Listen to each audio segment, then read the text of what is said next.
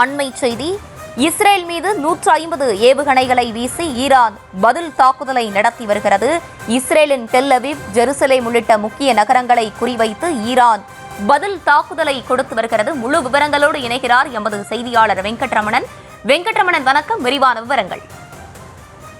வணக்கம். இஸ்ரேல் மீது 150 ஏவுகணைகளை வீசி ஈரான் பதில் தாக்குதலை மேற்கொண்டு வருகிறது. குறிப்பாக நேற்றைய தினம் ஆபரேஷன் ரைசிங் லைன் என்ற ராணுவ நடவடிக்கையை இஸ்ரேல் தொடங்கியது. இஸ்ரேலுடைய வாழ்வாதாரத்திற்காக ஈரானிய அச்சுறுத்தலை முறியடிக்க தொடங்கப்பட்ட ராணுவ நடவடிக்கை எனவும் ஈரான் மீதான இஸ்ரேல் தாக்குதல் தொடர்ந்து நடைபெறும் என இஸ்ரேலுடைய பிரதமர் நெதன்யாகு தெரிவித்திருந்தார். இந்த நிலையில்தான் தற்பொழுது ஈரான் பதில் தாக்குதலை நடத்தி வருகிறது.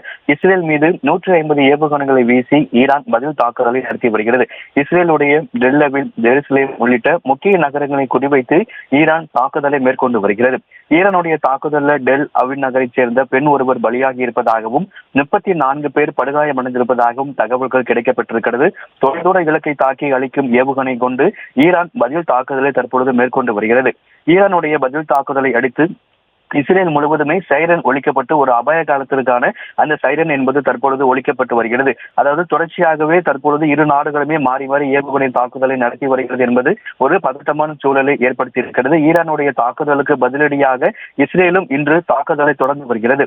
ஈரானுடைய நிசானை குறிவை தலைநகரான நிசானை குறிவைத்து இஸ்ரேலும் தொடர்ந்து தாக்குதலை நடத்தி வருகிறது. இரு நாடுகளும் மாறி மாறி ஏவுகணை தாக்குதலில் ஈடுபட்டு வருவதால் தொடர்ந்து அந்த பகுதியில் பதட்டமான சூழல் என்பது நிலவி வருகிறது. ஈரான் மீது இஸ்ரேல் தாக்குதல் நடத்தியுள்ள சம்பவத்தால் மத்திய கிழக்கு நாடுகள்ல மீண்டும் ஒரு பதட்டமான சூழல் என்பது நிலவி வரக்கூடிய நிலையில தற்பொழுது இரு நாடுகளும் தொடர்ந்து மாறி மாறி ஏவுகணை தாக்குதலை மேற்கொண்டு வருகிறார்கள். நேற்றைய தினமே ஈரான் மீது இஸ்ரேல் நடத்திய தாக்குதல்ல 78 நபர்கள் ஈரான்ல உயிரிழந்ததாகவும் 320 நபர்கள் படுகாயமடைந்ததாகவும் ஈரான் அரசு காலையில் தெரிவித்திருந்த நிலையில தற்பொழுது இஸ்ரேல் மீண்டும் 150 ஏவுகணை வீசி ஈரான்ல பதில் தாக்குதலை மேற்கொண்டு வருகிறது.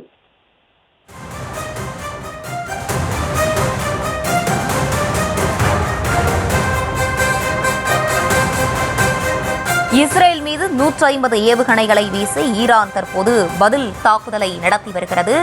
மாறி மாறி இரு நாடுகளும் தாக்குதலை நடத்தி வரக்கூடிய நிலையில் ஒரு பதற்றமான சூழலும் நிலவி வருகிறது. தொடர்ந்து முழுமையான விவரங்களை வழங்கியமைக்கு நன்றி வெங்கட்ரமணன்.